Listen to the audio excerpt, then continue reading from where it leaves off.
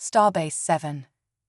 Commander Sarah Chen stood at the observation deck of Starbase 7, watching the swirling nebula clouds paint the cosmos in brilliant purples and blues. After 15 years in the United Earth Space Force, she thought she'd seen everything the galaxy had to offer. She was wrong. The proximity alert chimed as an unfamiliar vessel approached the station. Its crystalline structure seemed to catch and reflect the nebula's light, creating a dazzling display that had the entire crew gathering at viewports. Sarah's communication device buzzed with an incoming transmission. Commander Chen, please report to Docking Bay 3. We have an unusual first contact situation. Sarah's boots echoed through the sterile corridors as she made her way to the docking bay. The security team stood ready, their posture tense but professional. The airlock cycled, and Sarah's breath caught in her throat. The being that emerged was unlike anything in Earth's first contact database. Standing nearly 7 feet tall, its crystalline body seemed to pulse with internal light. Multiple sets of compound eyes studied the welcoming party with obvious curiosity, and what appeared to be sensitive antenna-like appendages quivered with excitement. Greetings, humans of Starbase 7. The crystalline being's voice resonated with harmonic overtones. I am Kizar, xenobiologist of the Nexidian Science Academy. I have traveled 3,000 light-years to study your fascinating species. Sarah stepped forward, maintaining diplomatic protocol. Welcome to Starbase 7, Kizar. I'm Commander Sarah Chen. Kizar's body illuminated with patterns of excited light. Commander Chen, your species' ability to maintain hierarchical structure without pheromone control is fascinating, and you achieve reproduction without a synchronized mating season. Extraordinary. Sarah felt heat rise to her cheeks. Perhaps we should continue this discussion in the conference room. As they walked, Kizar bombarded her with questions. Is it true humans pair bond without genetic optimization protocols? How do you select mates without bioluminescent displays? Your species' random approach to reproduction is unprecedented. The security team struggled to maintain their professional composure as Sarah attempted to redirect the conversation. Kizar, while we're happy to engage in cultural exchange, perhaps we could discuss your research objectives first. Kizar's crystalline form sparkled with what Sarah was beginning to recognize as enthusiasm. Of course, my primary research focuses on species that have achieved spacefaring status through unconventional evolutionary paths. Humans are particularly interesting. You've adapted to space travel despite having no natural resistance to radiation, no ability to hibernate during long journeys, and no internal navigation systems. We compensate with technology, Sarah explained, leading them into the conference room. Human ingenuity has helped us overcome our biological limitations. Yes, this is exactly what makes your species fascinating. Kizar's antenna waved excitedly. You don't wait for evolution, you create solutions. But there's so much about human behavior I don't understand. For instance, why do you maintain individual living spaces when communal crystalline matrices are clearly more efficient? Sarah settled into a chair, realizing this was going to be a long day. Humans value privacy and personal space, Kizar. It's important for our mental well-being. Mental well-being without collective consciousness sharing. How do you process emotional data? Kizar leaned forward, multiple eyes focused intently on Sarah. And why does your epidermis change color when I ask about mating practices? That's called blushing, Sarah explained, fighting the urge to do exactly that. It's an involuntary response to certain situations. Fascinating. Your species communicates through involuntary pigmentation changes, though very inefficient compared to our light pattern language. Kizar's body pulsed with rapid color changes demonstrating their point. As the day progressed, Sarah found herself warming to the eager alien scientist. Despite the awkward questions, Kizar's genuine curiosity and enthusiasm were infectious. They spent hours discussing everything from human art to space navigation techniques. However, their cultural exchange was interrupted by an urgent transmission. Commander Chen to the bridge immediately. We're detecting unusual energy signatures from the nebula. Sarah stood, but Kazar's next words froze her in place. Oh no, they followed me. Who followed you? Sarah's hand instinctively moved to her sidearm. Kazar's crystalline form dimmed noticeably. The Void Hunters. They believe species like humans are an evolutionary dead end. They've been systematically eliminating races they deem unfit for space travel. Sarah's expression hardened. If there was one thing humans excelled at, it was proving others wrong about their capabilities. Well, Kazar, looks like your research on human adaptability is about to get a lot more interesting. The station's alert system began to wail as multiple ships emerged from the nebula. Sarah Chen's first contact with the Nexilians was about to become a fight for survival, and a chance to show the galaxy exactly what humanity was capable of. Cultural confusion. The Void Hunters' ships resembled black thorns against the nebula's luminescent backdrop. As Starbase 7's crew rushed to battle stations, Kazar's crystalline form pulsed with patterns of distress. Commander Chen, you don't understand. The Void Hunters have eliminated 12 species in the past solar cycle alone. Their technology far exceeds. Kazar, Sarah interrupted, striding purposefully toward the command center. There's something you should know about humans. We don't appreciate being told what we can't do. The command center hummed with controlled chaos as crew members prepared for battle. Sarah's first officer, Lieutenant Marcus Wong, reported 5 Void Hunter vessels detected. Their energy signatures are off the charts. They're hailing us, Communications Officer Patel announced. A deep, resonant voice filled the command center. Primitive beings of Starbase 7, you harbor a fugitive of the Nexilian Science Academy. Surrender Kazar and prepare for evaluation. Your species' inadequacies must be documented before purification. Sarah's eyes narrowed. This is Commander Chen of the United Earth Space Force. We don't surrender guests under our protection, and we certainly don't submit to evaluation by unauthorized entities. Kazar's antenna quivered.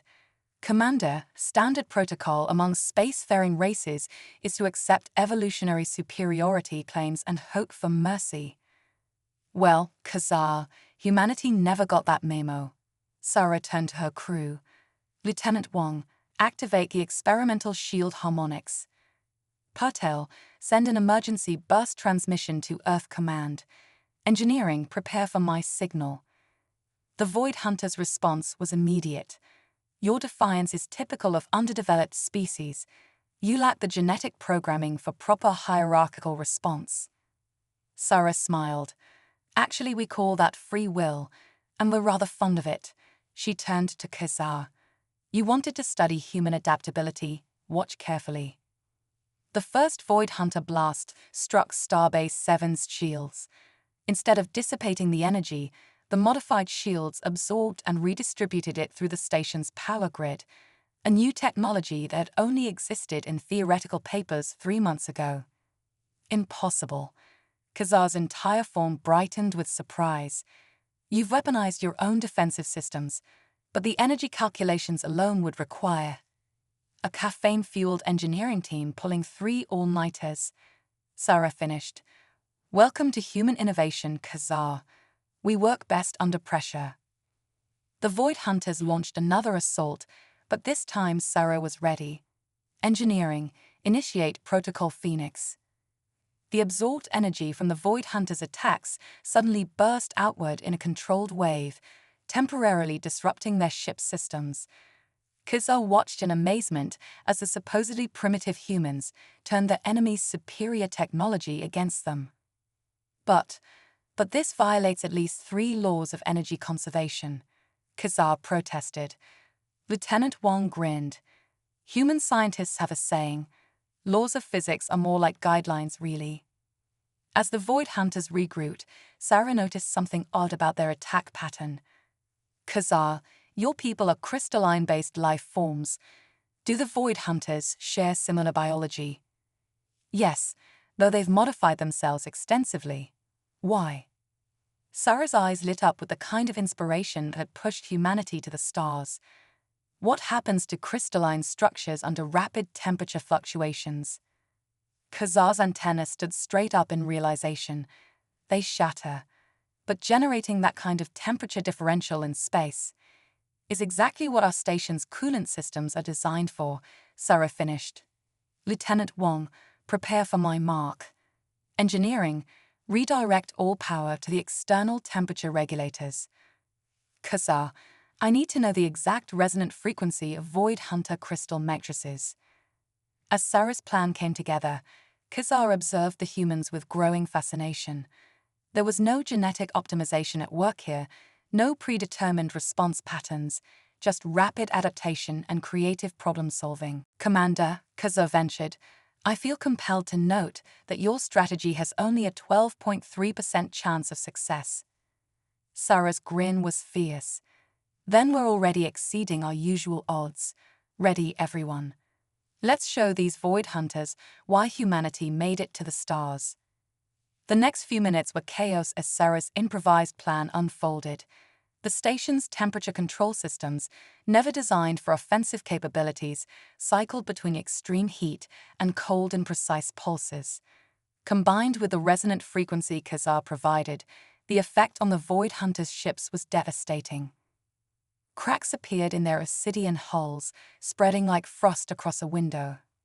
Their formation broke as they tried to retreat, but the damage was done. 2 ships shattered completely, while the others fled into the nebula. As the all-clear sounded throughout the station, Khazar turned all sets of eyes to Sarah. Commander Chen, I must revise my research parameters. I came to study human biological adaptation, but I'm beginning to suspect that's not your species' true strength. Sarah raised an eyebrow.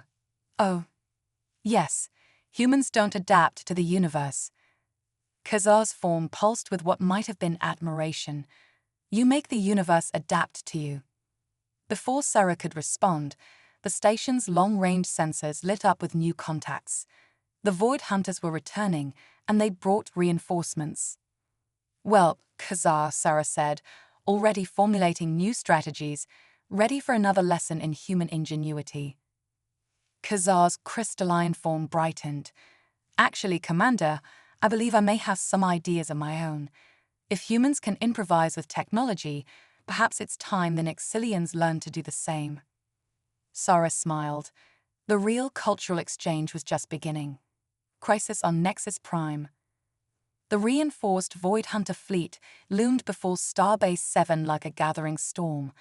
Sarah studied the tactical display as Khazar interfaced directly with the station's computers, their crystalline form pulsing with rapid calculations.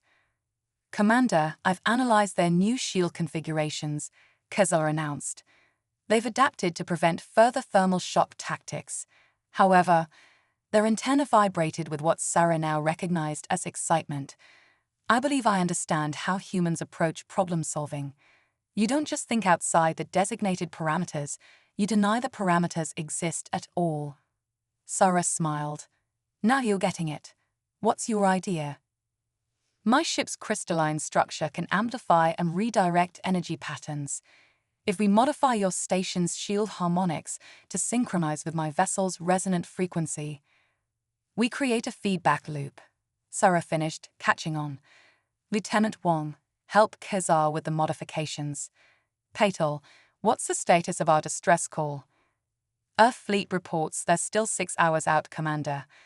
But we're picking up a transmission from Nexus Prime. Khazar's form dimmed noticeably. The Science Academy Council. They must have detected the conflict. A new voice filled the command center, crystalline and hierarchical. Researcher Khazar, you've violated protocols by involving lesser species in advanced conflicts. Return to Nexus Prime immediately for remediation. Humans of Starbase 7, this is not your concern. Sarah watched Khazar's reaction carefully. The scientist's inner light flickered with what seemed like conflict. Khazar, what's remediation? Mental reconditioning, Khazar admitted quietly. The Council believes independent thought must be properly channeled. My fascination with human adaptability would be adjusted. Sarah's expression hardened. Like hell it will. She turned to the communications panel. This is Commander Chen. Khazar is under our protection. Furthermore, the Void Hunters threaten all spacefaring species. This became our concern the moment they decided to judge humanity's right to exist. Commander, Khazar protested, defying the Council. Is a very human thing to do, Sarah finished. Now, about that feedback loop. The next hour was a blur of activity as humans and one rogue Nixidian worked to modify their defenses. The Void Hunters held their position, likely waiting for their prey to exhaust themselves. They didn't understand that humanity's greatest innovations often came from exhausted minds, running on nothing but caffeine and determination. Just as they completed the modifications, the tactical display lit up with new contacts. Sarah's heart sank until she realized these ships were different. Crystalline vessels, similar to Khazar's but larger, emerged from FTL travel. The Science Academy Enforcement Fleet, Khazar explained, antenna drooping. They've come to collect me. The Void Hunters attacked immediately, perhaps hoping to eliminate both threats at once. What happened next would be recorded in multiple species' historical archives. The feedback loop worked better than anyone expected. Khazar's ship, linked to Starbase 7's modified shields, caught the Void Hunters' energy weapons and amplified them exponentially. The redirected power overwhelmed the attackers' adapted defenses, shattering two ships instantly. But it was what happened next that truly demonstrated the power of cultural exchange. The Science Academy fleet, programmed to follow strict protocols, watched in shock as their rogue researcher and a primitive human station executed a defense strategy that violated multiple established principles. Several younger Nixidian scientists aboard the enforcement vessels began asking questions. Dangerous, wonderful, human-like questions. Impossible, the Council representative transmitted. Such tactics violate all established combat protocols. That's humanity's secret, Khazar responded, their voice stronger now. They don't accept limitations. They ask why not, instead of why. And now I understand the true purpose of science. It's not about following protocols, it's about discovery. The remaining Void Hunters regrouped for another attack, but something had changed. Several Science Academy ships broke formation, moving to protect Starbase 7. Their crystalline forms pulsed with patterns that Sarah somehow knew meant rebellion. "What are you doing?" the Council demanded.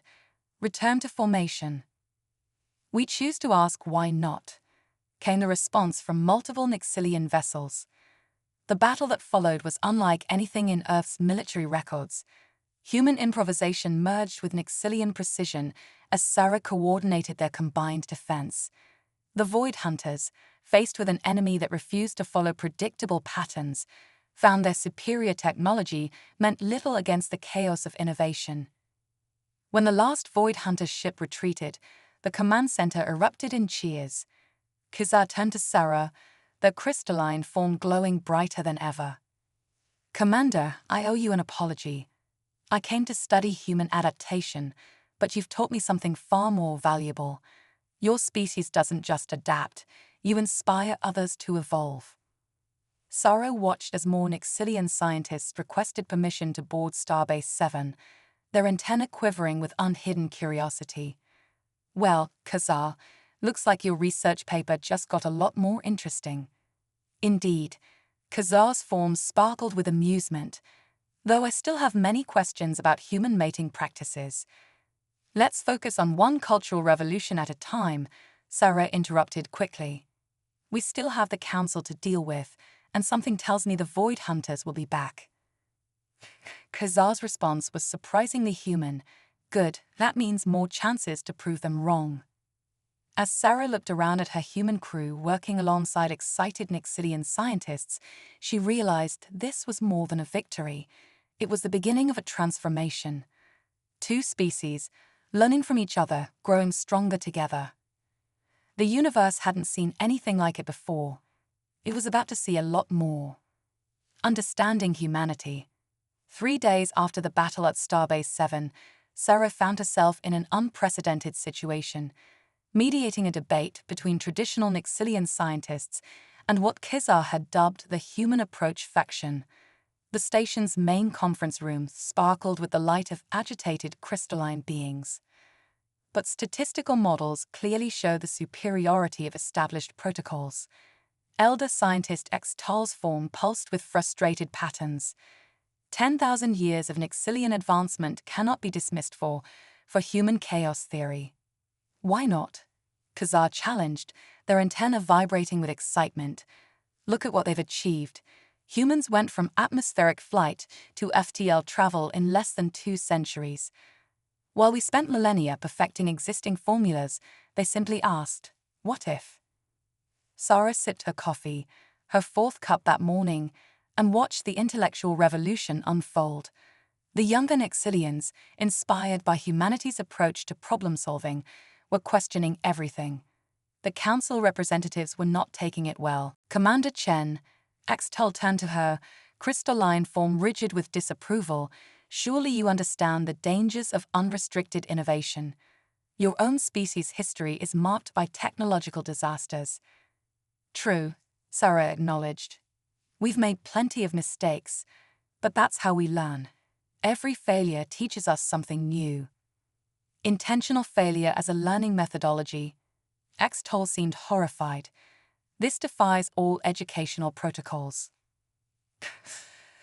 Saar interjected, yet their method produced a species capable of turning a space station's temperature control system into a weapon within minutes of first contact with a superior force. Clearly, there's merit in their approach. The debate was interrupted by Lieutenant Wong's urgent entrance. Commander, long-range sensors have detected something. Well, you need to see this. The tactical display showed a massive void in space, a region where stars simply disappeared. Sarah felt her blood run cold as she realized what it meant. The Void Hunter's main fleet. Kazar's form dimmed dramatically. No, this is worse. That's their world breaker. Their what? A mobile artificial singularity, Xtal explained, scientific curiosity momentarily overriding disapproval. It consumes matter and energy, growing stronger with each absorption. The Void Hunters use it to eliminate species they deem unworthy by destroying entire solar systems. Sarah's mind raced with implications. How long until it reaches Earth? At current velocity, 72 hours. The conference room erupted in chaos. Traditional Nixilians called for immediate retreat, citing survival protocols. The Human Approach faction demanded action, their crystalline forms pulsing with determination they'd learned from their human allies. Quiet. Sarah's command cut through the chaos. Kazar, you said it absorbs energy and matter to grow stronger. What about the opposite? Can it be overwhelmed? Kazar's antenna perked up. Theoretically, yes, but the energy requirements would be impossible. Even our entire fleet couldn't generate enough power. Sarah smiled that particular human smile that made Kizar's scientific senses tingle with anticipation. What about a nebula? The room fell silent as the implications sank in. The nearby nebula, with its vast energy fields, could potentially overload the world breaker if they could find a way to direct that energy. But that's, Xtol sputtered, that's completely outside established parameters. The calculations alone would take years. We don't have years, Sarah stated. We have 3 days, so we do what humans do best. We improvise. What followed was unprecedented in Nixilian history. Traditional scientists and rebels worked alongside human engineers, throwing out millennia of protocols in favor of rapid innovation. Kazar moved between groups, translating human intuitive leaps into Nixilian crystal logic and back again. Sarah watched as her chief engineer, Rodriguez, excitedly explained chaos theory to a group of fascinated Nixilians using a coffee cup and 3 donuts. In another corner, young Nixilian scientists taught humans how to read crystalline thought patterns, leading to a new hybrid form of mathematical notation. Commander, Khazar approached, their form glowing with what Sarah now recognized as their equivalent of a grin. I believe my latest research paper will require several volumes.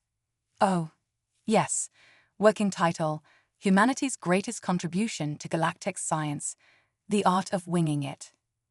Sarah laughed, but their moment of levity was interrupted by a triumphant shout from Rodriguez's group. They'd found something. The nebulous energy pattern isn't random, Rodriguez explained, waving a donut for emphasis. It's like a vast crystalline structure, similar to Nixilian biology, but on a cosmic scale.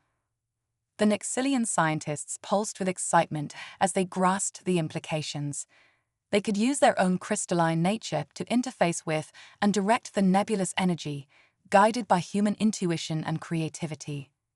It could work, Khazar breathed.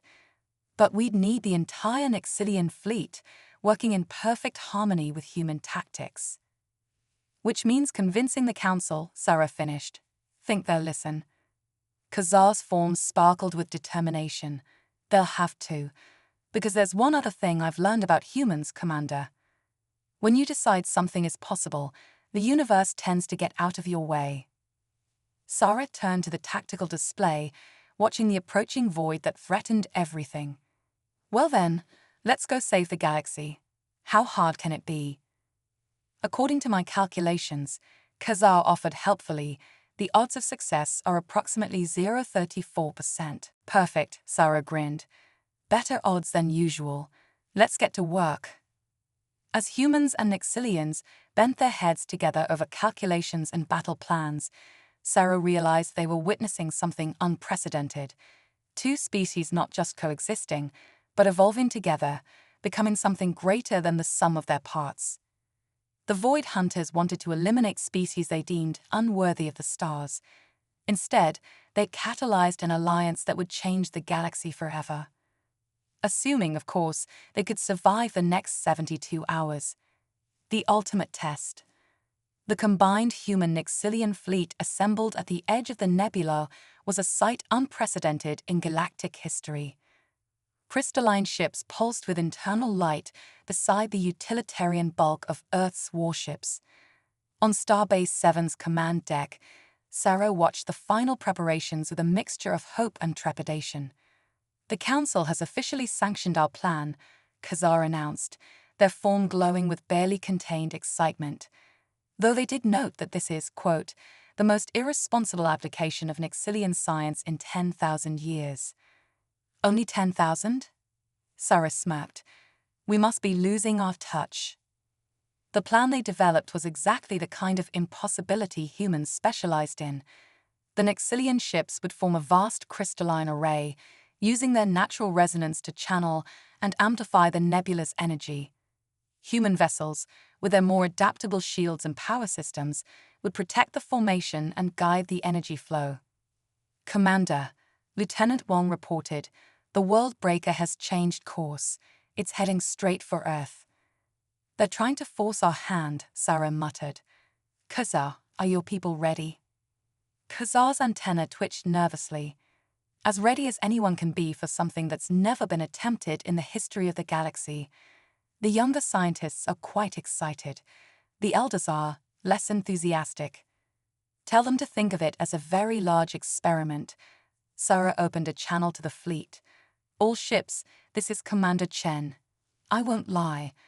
What we're attempting today defies every law of physics and common sense. But that's what humans do best, and now we have allies who are learning to do the same. She watched as the Nixilian ships moved into formation, their crystalline hulls aligning with mathematical precision. Earth's ships took up defensive positions, their crews ready to improvise at a moment's notice. The World Breaker is approaching the nebulous edge, Wong reported. Energy readings are off the charts. The void in space grew larger, its presence so absolute it seemed to devour light itself. Smaller Void Hunter ships emerged from its periphery, moving to engage the fleet. All ships, hold formation, Sarah commanded. Let them come to us. The first wave of Void Hunters struck hard, their weapons specifically calibrated to shatter crystalline structures. But they hadn't counted on human shields protecting Nixilian ships, nor on Nixilian precision guiding human counterattacks. Energy synchronization at 67%, Khazar reported, their form pulsing with concentration as they coordinated with their fellow scientists. The nebulas responding to our resonance. Sara watched in awe as streams of energy began flowing through the nebula, guided by the Nixilian array. It was like watching a cosmic symphony conducted by beings of living crystal. Then everything went wrong. The world breaker pulsed, its gravitational field intensifying. 3 Nixilian ships in the array shattered instantly, their crews barely managing to evacuate. The carefully orchestrated energy flows began to destabilize. No. Khazar's form flickered with distress. The resonance pattern is collapsing. We need perfect symmetry to channel the nebula's energy. Sara's mind raced. The original plan was failing, but that's when humans were at their best. Khazar, you said Nixilian ships can amplify energy patterns. What about emotions? Emotions? Well, yes, our crystalline structure responds to emotional resonance, but... Khazar stopped, all sets of eyes widening. Commander, you can't be suggesting. When logic fails, we go with our gut. Sara opened a channel to all ships. This is Commander Chen. We're switching to Plan B. There is no Plan B, Khazar protested. There is now. All human crews, I want you thinking about Earth, about everything and everyone you're fighting for. All that emotion, all that determination, direct it toward our Nixilian allies. Commander, Khazar's voice was hesitant. Nixilian crystals aren't designed to process human emotional intensity. Then they better adapt quickly. Sara gripped her command chair. Because right now, raw human emotion is the only force in the universe more chaotic and powerful than that artificial singularity. What happened next would be debated in scientific circles for centuries. As the world breaker bore down on them, thousands of human minds focused their most powerful emotions, love, fear, hope, determination, toward their crystalline allies. The Nixilian ships began to pulse with unprecedented patterns, their usual mathematical precision transformed into something new. The nebula responded. Energy coursed through the fleet in waves that defied physics, guided not by calculations, but by pure human will channeled through Nixilian crystalline matrices. Impossible, Khazar whispered, their form blazing with the combined emotional energy of humanity. The resonance patterns, they're stabilizing, but they're like nothing we've ever seen. The world breaker's gravitational field met the combined power of human emotion and Nixilian crystal science. Space itself seemed to shudder at the collision. For a moment that felt like eternity, nothing happened. Then Khazar's voice rang out with very human excitement. It's working. The world breaker's containment field is destabilizing. Sara watched as the void in space began to shrink, overwhelmed by the raw energy being poured into it. The Void Hunter's ultimate weapon, designed to consume worlds, was being consumed itself by the power of 2 species working as one. When the final explosion came, it lit up the nebula like a new sun being born. As the light faded, Sara looked around her command deck. Humans and Nixilians stood together, equally awed by what they'd accomplished. Commander, Khazar said quietly, their forms still pulsing with residual human emotions, I believe I now understand why the Void Hunters feared your species so much. Oh, humans don't just defy the impossible, you make others believe they can do it too. Khazar's antenna waved thoughtfully. Though I still don't understand how you managed this without a proper mating season to channel all that emotional energy. Sara laughed. The galaxy would never be the same, but maybe that was exactly what it needed.